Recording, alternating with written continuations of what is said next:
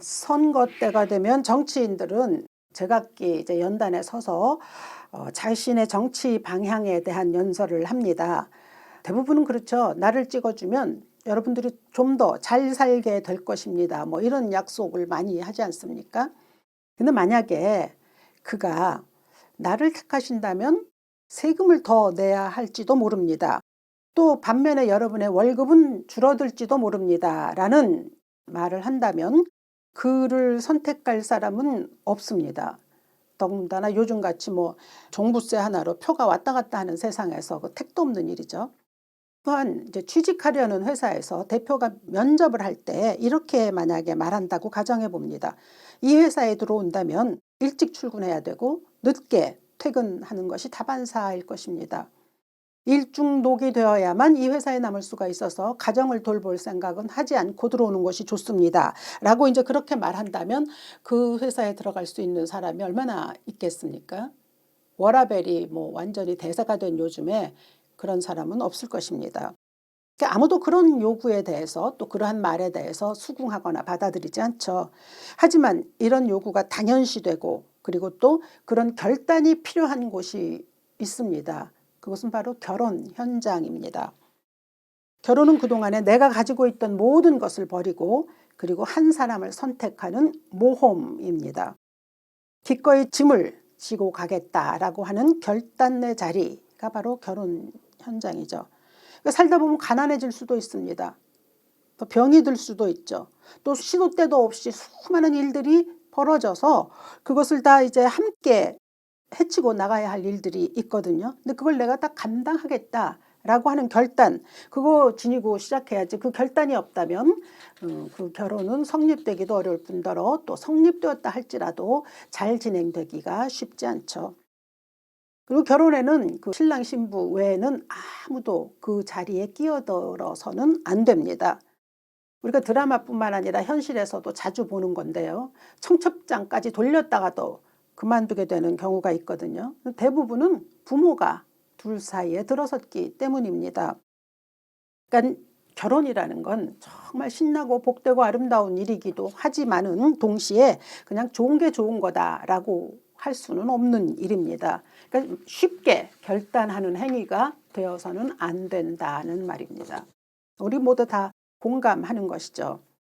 혹시 상대방의 인물 또는 학벌 그리고 또 그가 지금 현재 처하고 있는 위치 또 가정의 배경 뭐 이런 것들 그런 것이 이제 계산을 해서 그렇게 해서 결혼을 했다면 뭐 잘 되는 경우도 있기는 합니다. 그렇지만 그게 만약에 잘못되었다 할 경우에는 본인이 그 불행을 자처하는 꼴이 되어버리는 거죠. 그리고 되돌릴 방법도 없습니다. 그러니까 결혼 전에 꼼꼼히 우리가 따져야 할 것이 분명히 있죠. 그것은 내가 이 사람과 같은 가치관을 가지고 있는지, 평생 한 방향을 바라보며 살아갈 수 있는지, 또 희생과 포기가 요구될 때 얼마든지 감내할 수 있다라고 하는 결단이 있는지, 그거 막 다 결단해도 살아가기 힘든 거거든요. 근데 처음에 그런 게 없이 시작한다는 것은 말할 수 없는 폭탄을 이고 가는 거나 똑같죠. 그렇게 결혼이란 그런 결단이 때로는 정말 말도 안 되는 결단이 꼭 필요한 곳이기도 한데 이런 것이 요구되는 것이 또 한 군데에 있으니 그것이 바로 신앙, 믿음의 자리입니다. 성경은 이 결혼과 또 교회 또는 신앙생활을 이렇게 한 맥락에서 이야기하죠. 에베소서 5장 31절은 그러므로 사람이 부모를 떠나 그의 아내와 합하여 그 둘이 한 육체가 될지니 이 비밀이 크도다. 나는 그리스도와 교회에 대하여 말하노라 라고 말씀하고 있습니다. 그러니까 결혼과 신앙생활이 같은 맥락이란 뜻이죠.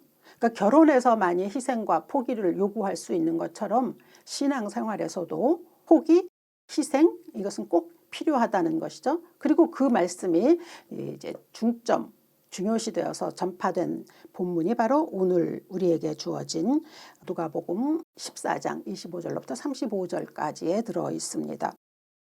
우선 25절과 26절을 보면요. 수많은 무리가 함께 갈새 예수께서 돌이키사 이르시되 무릇 내게 오는 자는 자기 부모와 처자와 형제와 자매와 더욱이 자기 목숨까지 미워하지 아니하면 능히 내 제자가 되지 못한다라고 말씀합니다. 근데 이 말씀을 우리 많이 듣지 않습니까? 그러면 대부분 사람들은 뭐 특별한 사명을 받은 사람들에게 주어진, 그리고 이제 내 제자가 되지 못한다 그러기 때문에 뭐 제자가 되려는 사람에게 주어진 명령으로 생각하는데, 예수를 믿는다면 그는 모두가 다 예수의 제자입니다. 그리고 이 말씀을 주신 수많은 무리가 함께 갈새 예수께서 말씀하셨잖아요. 이때 무리들은 제자들을 따로 떼어서 하신 말씀이 아니지 않습니까? 이때 이 무리들은 어떤 사람들이었습니까? 상처받고 가난하고 병들고 자기 삶이 그냥 그렇게 썩하니 행복하다고 생각하지 않는 사람들이었습니다. 그러니까 평범한 사람들이었죠. 평범한 중에서도 오히려 더 말하자면 별로 좋은 삶을 누리고 있지 않은 사람들입니다. 그러니까 다시 말하면 수고하고 무거운 짐 지고 가는 삶이 버거운 사람들인데 그들에게 말씀하신 거거든요. 그들로 하여금 예수를 따른다는 것은 이러이러한 것이야 라고 말씀해 주셨다는 거죠. 물론 우리가 알다시피 복음서에는 예수께서 치유하시고 또 그들을 격려하시고 위로하신 수많은 말씀들을 만납니다. 그리고 실제로 또 그렇게 우리 삶에서도 우리가 경험하지 않습니까? 예수의 위로가 없었다면 살아갈 수 없었던 순간이 얼마나 많았는지는 개인적으로 모두들 다 체험하고 계실 것입니다만, 그러나 이제 이 말씀 복음서를 자세히 읽어보면 중간중간 굉장히 엄중하고 무서우리만치 엄격한 말씀들을 해오셨거든요. 특히 오늘 이 본문은 누가복음이 9장부터 19장까지 예수께서 예루살렘으로 올라가시는 여정 속에 나와 있는 말씀이라는 것을, 그 맥락을 또 우리가 알아야 되거든요. 그러니까 즉 죽기 위해서 올라가시는 길에 주셨던 비유 말씀들이기 때문에 귀를 좀 더 기울여야 합니다. 보통 일상의 상황에서 주어진 말씀과 위급한 때 주어지는 말씀은 그게 다르지 않습니까? 가끔 이렇게 운전 중에 뒤에서 사이렌을 울리는 구급차를 만날 때가 있습니다. 응급 차량이잖아요. 그래서 그 소리를 들으면 저는 가슴이 아직도 덜컹덜컹합니다. 물론 개인적인 경험도 있기 때문에 그렇기도 하지만, 사이렌이 울리는 차를 만나면 그냥 금방 옆에서 누구나 다 그러죠. 옆자리에 차를 세웁니다. 그래서 이제 얼른 지나가기를 바라죠. 그리고 그 안에 있는 환자들이 빨리 도움을 입었으면 좋겠다 하는 마음을 가지고 있죠. 그러니까 예수님의 이 말씀은 중간중간 나와 있는 이 말씀, 특별히 이 누가복음에서 예루살렘에 올라가시면서 주시는 말씀은 사이렌입니다. 경고입니다. 급할 때 주시는 말씀인 거죠. 그래서 그 9장부터 지금 오늘 이 우리가 읽는 14장까지의 말씀들 가운데서는 뭐 9장 24절에서 무리에게 이르시되 아무든지 나를 따라오려거든 자기를 부인하고 날마다 제 십자가를 지고 나를 따르라고 하셨고요. 9장 62절에는 손에 쟁기를 잡고 뒤를 돌아보는 자는 하나님의 나라에 합당치 않다고 하셨으며, 11장 51절에는 내가 세상에 화평을 주려고 온 줄 아느냐 내가 너희에게 이르노니 아니라 도리어 분쟁하게 하려 함이로다 라고 말씀하셨으며, 또 12장에서는 내가 이 땅에 불을 던지러 왔다고 말씀하셨거든요. 그러니까 이 모든 말씀은 얼마나 엄격하고 엄중한 말씀입니까? 그리고 드디어 오늘 본문 26절에서는 내게 오는 자는 부모도 처자도 형제도 자매도 더군다나 자기 목숨까지 미워하지 아니하면 능히 내 제자가 될 수 없다. 그렇게 하지 아니하면 너희가 그리스도를 믿는다고 말할 수 없다라고 하는 뜻입니다. 근데 여기서 이제 미워한다라고 하는 단어는 우리가 이제 예수님의 성정과 비교해 볼 땐 좀 맞지 않는 단어처럼 여겨지죠. 근데 이 미워하다라는 건 미세오라는 헬라어로 적게 사랑한다, 덜 중요하게 여긴다 뭐 이런 뜻이거든요. 그러니까 이건 문자 그대로 전련하라라는 뜻이라기보다는 이제 그것들이 우선시되어서는 안 된다는 뜻이긴 한데, 그럼에도 불구하고 이 단어를 사용하셨다라고 하는 것은 위험에 대한 주의를 환기시키기 위함입니다. 그렇잖아요. 뭐 어려운 일이 있거나 중대한 일이 있을 때는 언제나 이제 강세가 들어가죠. 이게 스트레스를 찍지 않습니까? 이게 또 중요해. 그리고 강하게 말하는 거죠. 그래서 예수님은 참 이 땅에 오신 후에 수많은 경고 사이렌을 주셨습니다. 사람들이 듣지 않았죠. 그래서 이제 오늘 이 말씀에는 예수님께서 경고의 말씀을 망대 그리고 전쟁의 비유를 통해서 전달하셨거든요. 근데 이것은 그 당시에 로마에 의해서 일어날 전쟁에 대한, 그래서 성전이 무너질 것을 암시하는 말씀이기도 합니다. 예수께서 이 말씀을 하시고 난 이후에 대충 뭐 AD 30년이라고 하면 AD 70년에 성전이 무너졌거든요. 그리고 그때 그 성전이 무너질 것이지만 헤롯이 이 성전을 짓느라고 엄청난 사업을 벌였습니다. 뭐 지금도 이러한 일들은 일어나지 않습니까? 별 명분도 없는데 그저 자기의 의의를 나타내기 위해서, 자신의 치적을 나타내기 위해서 뭔가를 자꾸 쌓는 일들이 일어나고 있거든요. 그런데 그것이 무엇을 위한 사업이었는가라고 하는 것은 세월이 좀 흐르고 나면 드러납니다. 근데 이때 예수께서 이 말씀을 하신 것은 그렇게 헤롯이 애를 썼지만 이 성전이 이제 곧 무너질 거라는 것을 이제 경고하신 말씀이었는데 아무도 그 말씀을 제대로 받아들였지 못했습니다. 예수님 참 안타까우셨던 게 이스라엘 백성들은 선민이었거든요. 그리고 이제 우리가 언제나 예수님의 말씀 또 이 하나님의 말씀을 우리에게 맞추어서 자꾸 적용하고 해석하라고 하지만 1차적으로는 하나님은 이스라엘 백성들을 선택하셨고 또 예수께서 이 말씀을 전하셨을 때도 그 대상은 이스라엘 사람이었습니다. 즉 그들이 선민이었고 모든 사람들을 대표한다라고 하는 것은 부인할 수 없는 거죠. 그런데 그들이 선민으로서의 책임을 지지 않았습니다. 그냥 보통 종교 지도자들조차 일반 백성하고 똑같았습니다. 먹고 마시는 일에만 진력한 거죠. 그러니까 무모하게 성을 세우거나 또 전쟁에 임하면서도 그 대가에 대해서는 고민하지 않았다는 거죠. 그것이 얼마나 두려운 일인지에 대해선 자기들은 가지고 있기 때문에 얼마든지 모면할 수 있기 때문에 중요시 않았다라고 하는 점이 하나님이 보실 땐 죄가 되었다고 하는 거죠. 그래서 이제 이 이스라엘 백성들의 선민됨에 대한 책망으로 34절로 35절에서 말씀하십니다. 맛을 잃은 소금을 비유하신 것이죠.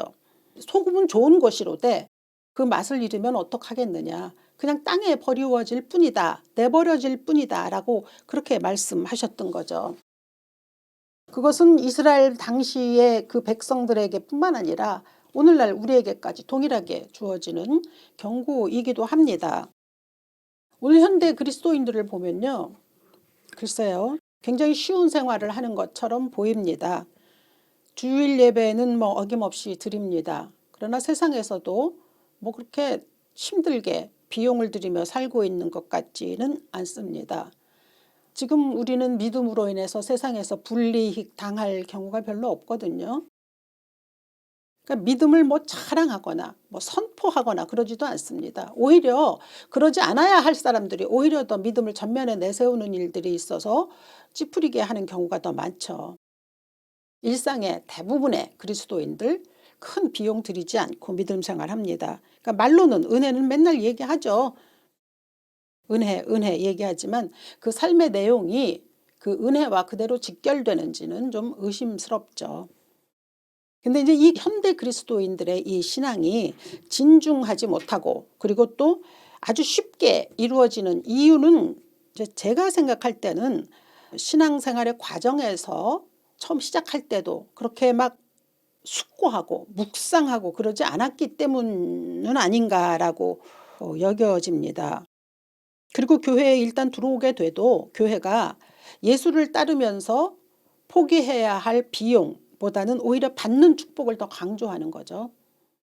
그러니까 무조건 그리고 교회 언저리에 머물고 있으면 축복을 받는다는 식으로 대해왔기 때문에 성도들이 예수 믿는 것이 어떤 것인지에 대해서 심각하게 고려할 기회들을 충분히 주었다고 생각하지 않습니다. 비용 계산하라. 이건 예수님의 굉장히 엄중한 명령이거든요. 그런데 교회에서는 사실 좀 무시되고 있었던 거죠. 그 비용 계산이라는 것이 자칫하면 그냥 헌금으로만 이렇게 치환되어서 되어 있던 이런 일들이 있었던 거죠. 그러니까 결혼할 때 숙고하지 아니하고 쉽게 그냥 막 작정해버리는 그런 결혼은 이제 불안하잖아요. 신앙생활도 마찬가지인 거죠. 그렇게 되는 거죠.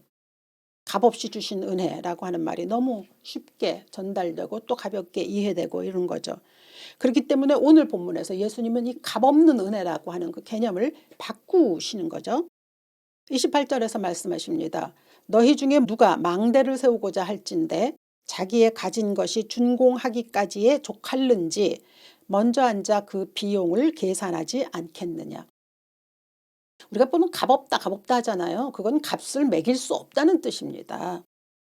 그러니까 그렇지만 값을 매길 수 없는 거고 우리가 해야 할 일은 아무것도 없다는 거죠. 그래서 그 은혜가 있지만 그 은혜에 대해서 묵상하고 따라야 하는 거죠. 그러나 예수를 따르는 것이 어떤 것인지, 즉 예수를 믿는 것이 어떤 것인지에 대한 고려는 충분히 있어야 합니다. 근데 그것이 없이 그냥 모양에만 전전긍긍하다 보니까 오늘 말씀에서 그러잖아요.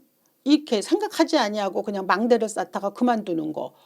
그 말씀을 우리의 어떤 신앙생활에 적용해 보면 그렇게 아니하여 그 기초만 쌓고 능히 이루지 못하면 보는 자가 다 비웃는다. 저는 이 말씀을 읽는데 우리가 너무 쉽게 예수를 믿기 때문에 세상 사람들이 우리를 볼 때 비웃습니다. 그러니까 쉽게 생각하고서 그냥 들어가 가지고 기초만 쌓은 거죠. 기초만 쌓고 제대로 저 근사한 건물을, 근사한 그리스도인의 성전을 내가 이루지 못하는 거잖아요. 그러니까 사람들이 볼 때는 뭐 한심하게 보일 수도 있다라고 하는, 그래서 세상으로부터 비웃음을 당하고 있는 것 아닌가 싶은 거죠. 신앙생활이라고 하는 것이 결혼과 비슷하다고 했듯이 신앙도 시작하는 것도 그리고 거쳐가는 모든 과정도 다 모험입니다. 세상에 그 수많은 사람 가운데 한 사람을 택하는 거잖아요. 그게 얼마나 기가 막힌 모험입니까?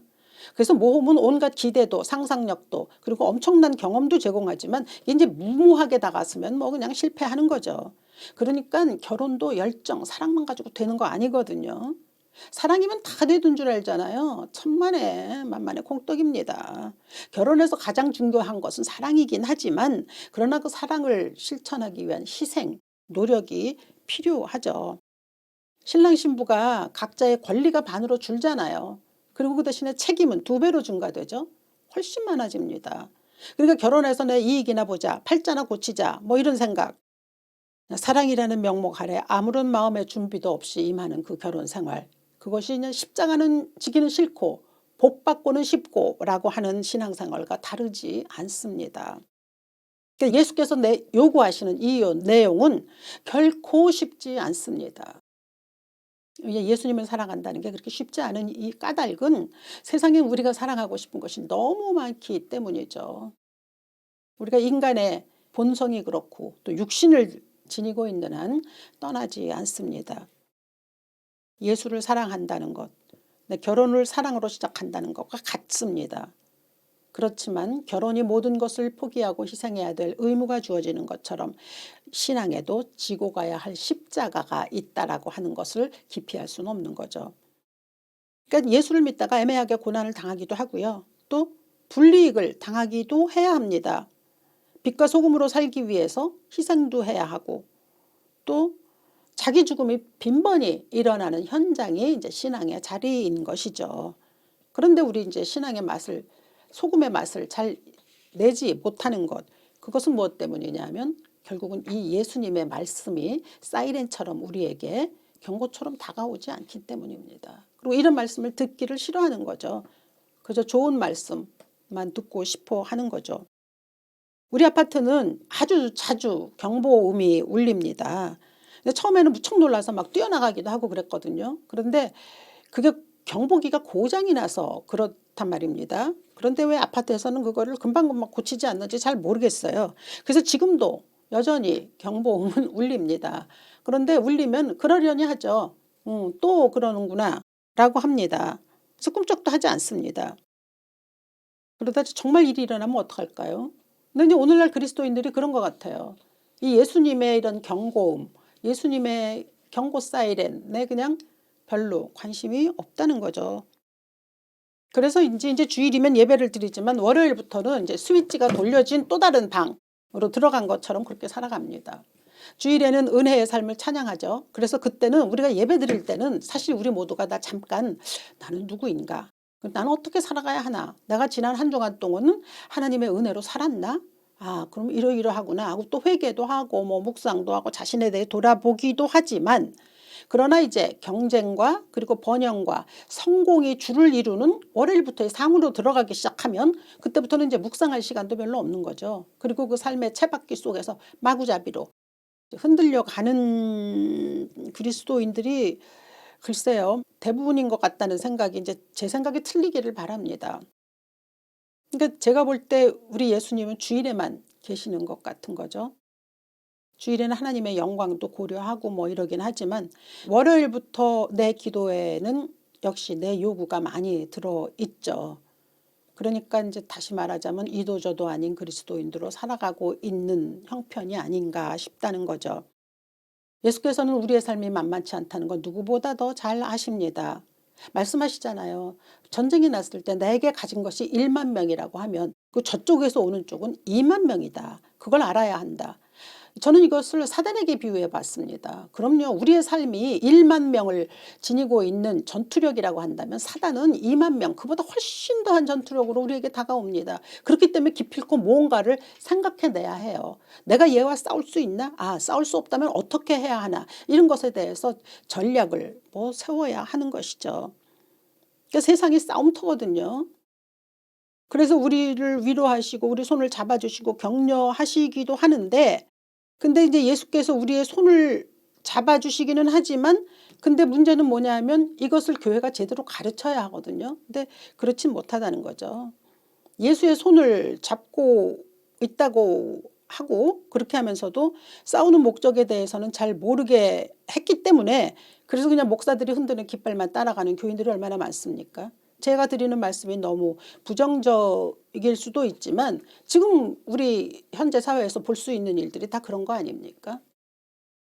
무기력한 군사들을 만들어버린 거죠. 정말 우리가 사는 시대는 너무 불투명한 시대입니다.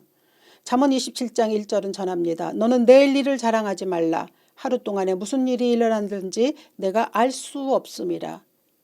그럼요. 하루 동안은커녕 5분 뒤에도 무슨 일이 있을지 우리는 모르지 않습니까? 매일매일 매시간 매분 매초를 기적으로 살고 있는 우리들입니다. 여기에서 믿을 수 있는 것, 그건 유일한 우리 구주 예수 그리스도뿐입니다. 그러므로 우리는 그분의 경고를 들어야 하는 것이죠. 신앙생활은 여가생활이 아닙니다. 이건 영적 전쟁입니다. 놀이로 하는 것이 아니라 목숨 건 싸움입니다. 가끔 이제 그런 예전에 많이 들은 말입니다. 좀 점잖게 믿으면 안 되냐는 말 많이 했습니다. 근사하고 세련되게 믿자 이런 말 많이 했거든요. 우리 아버지들이 회사에서 못 볼 걸 다 봅니다. 그래도 열심히 다닙니다. 꾹 참고 이겨냅니다. 왜 그렇습니까? 목숨이 걸린 싸움이기 때문입니다. 가정을 지키려는 싸움이기 때문입니다. 제가 이제 이건 좀 개인적인 이야기이기도 한데요. 목사님은 참 찔리는 말씀을 많이 하십니다라는 얘기를 아주 오래전부터 쭉 제가 이제 개척교회를 하고 있었을 그때부터 지금도 여전히 개척교회이긴 하지만 아무튼 그때부터 참 많이 들었습니다. 이유를 알려드리자면 제 귀에는 예수님의 사이렌 소리가 들리기 때문입니다. 상황이 좋지 않기 때문입니다. 목사는 듣기 싫은 말일지라도 전해야 하는 사명이 있습니다.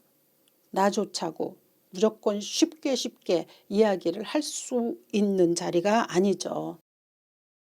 제가 생각하기에 우리나라의 교회, 우리나라의 그리스도인들은 침몰하는 배와 크게 다르지 않다고 여겨집니다. 그러니까 심각한 질병에 걸린 환자와 같은 거죠. 적신호가 이미 오래전부터 들어와 있습니다. 나이가 드니까 점점 병원에 갈 일이 많아지더라고요.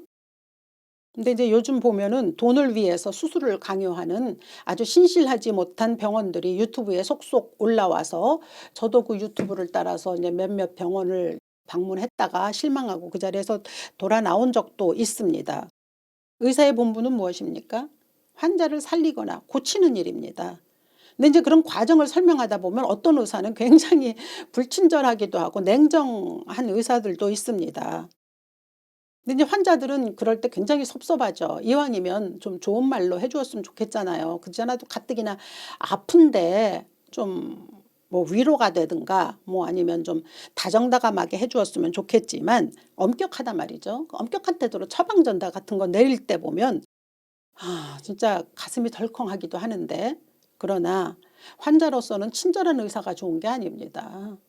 제대로 된 처방을 내리는 의사가 좋은 거 아닙니까? 그가 바로 명의죠.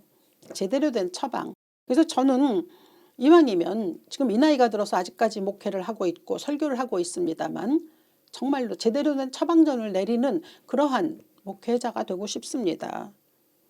그리고 우리에게는 명의가 계시다. 그 명의는 제대로 된 사이렌을 우리에게 울려주시는 예수 그리스도가 계십니다. 그래서 그 예수 그리스도의 사이렌을 전달해 드리고 싶습니다. 그리고 그분이 내리는 처방은 언제나 옳습니다. 침몰하는 배에서 모든 것을 버리고 죽음에 대비하라고 얘기하는 선장, 그분이 예수이십니다. 그래서 그 경고와 명령을 그대로 전하는 것이 이제 목사가 해야 하는 일이죠. 지금 이 예수님의 말씀은 예루살렘으로 올라가시는 중이거든요. 이제 죽음을 앞두고 하시는 말씀이기 때문에 유언과 다름없습니다. 그래서 그 유언의 말씀을 정말 피를 토하는 심정으로 지금 이 사람들에게 전하고 계십니다. 근데 이 경고가 그럼 2000여 년 전에만 유효했던 것이냐? 아닙니다. 아직도 우리에게 그대로 유용하고 오히려 종말이 가까워오는 지금 현재는 더 심각한 경고로 받아들여져야만 하는 말씀입니다. 우리가 운전 중에 119 사이렌 소리를 들으면 아무리 바빠도 가던 길을 멈추지 않습니까? 신약 성경에 드러난 예수님의 온갖 경고의 사이렌 우리 들을 수 있어야 합니다. 오늘 35절 후반부는 말씀합니다. 귀가 있는 자는 들을지어다. 이 말씀은 성경의 수많은 곳에서 귀 있는 자는 들을지어다. 귀 있는 자는 들을지어다 라는 말씀이 반복적으로 들려오고 있습니다. 이 귀가 이 육신의 귀만 말하는 것이겠습니까? 마음의 귀도 되고요. 영혼의 귀도 되고요. 온몸을 다해서 들어야 하는 그러한 예수님의 말씀입니다.